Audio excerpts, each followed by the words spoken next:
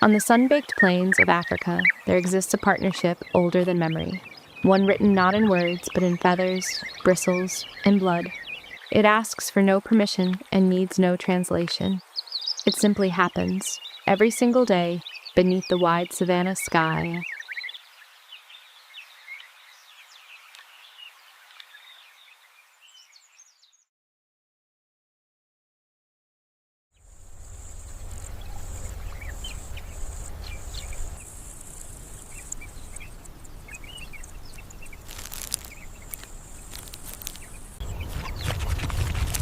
The common warthog moves low and unhurried across the grassland, a stocky silhouette crowned with curved ivory tusks, its tail raised like a small flag against the horizon. It looks tough, almost armored, built to shrug off thorns and dust and the harsh light of the dry season. But toughness on the outside means little against an enemy that lives underneath.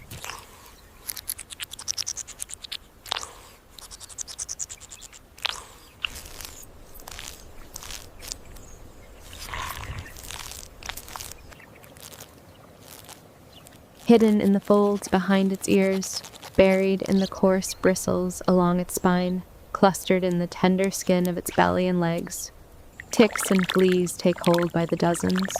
They burrow in unseen, feeding quietly. Spreading discomfort the warthog cannot scratch, cannot outrun, cannot fight with tusks built for digging, not for defense against something smaller than a grain of sand. Then comes the bird. The red-billed oxpecker does not see danger in that thick hide or those sharp tusks. It sees opportunity, a slow-moving world of food, patient enough to carry it from one feeding ground to the next.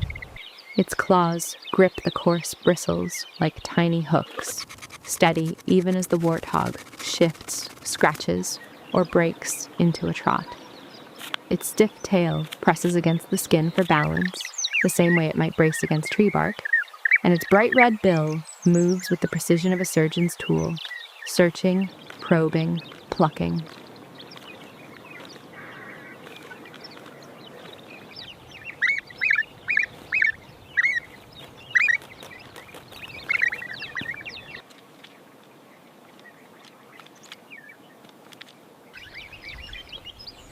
This is not an intrusion. It is an old agreement, passed down without a single lesson taught. The oxpecker ventures into places most creatures would never dare approach.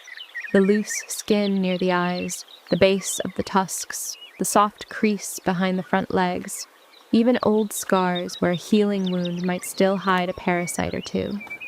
One flinch of that muscular body could end everything in an instant. It almost never does.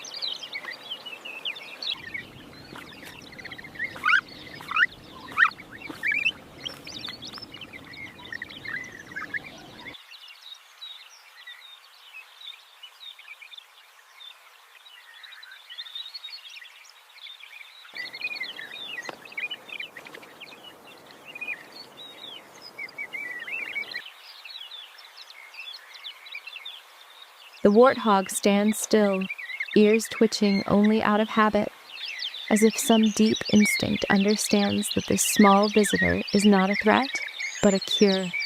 Minute by minute, the work continues. The bird hops from shoulder to neck, from neck to flank, tracing a path along the bristled hide, as though following a map drawn only for its eyes.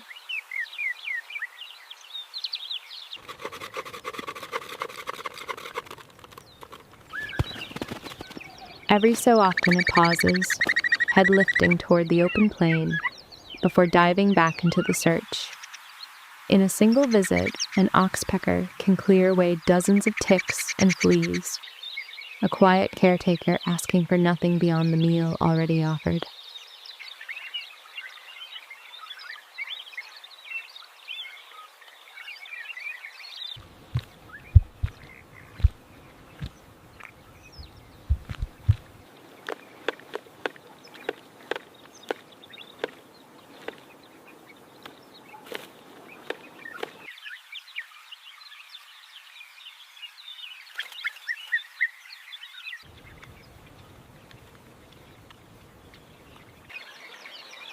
Elsewhere across the grassland, other warthogs carry their own small companions, tiny shapes balanced on broad backs, an entire population serviced by birds too small to threaten and too valuable to chase away.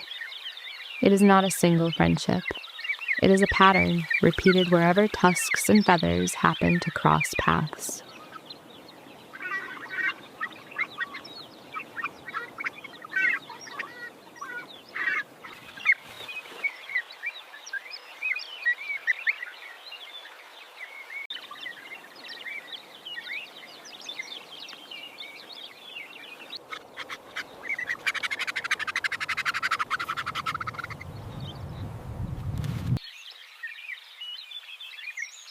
And when the warthog finally moves on to graze elsewhere, nothing breaks. The oxpecker simply rides along, wings folded, carried toward the next patch of grass and the next hidden meal, content to travel as far as its companion will take it. By the time the light turns gold and long shadows stretch across the plain, something has changed. The hide that once hid an army of unseen pests now looks smoother, calmer beneath the fading sun.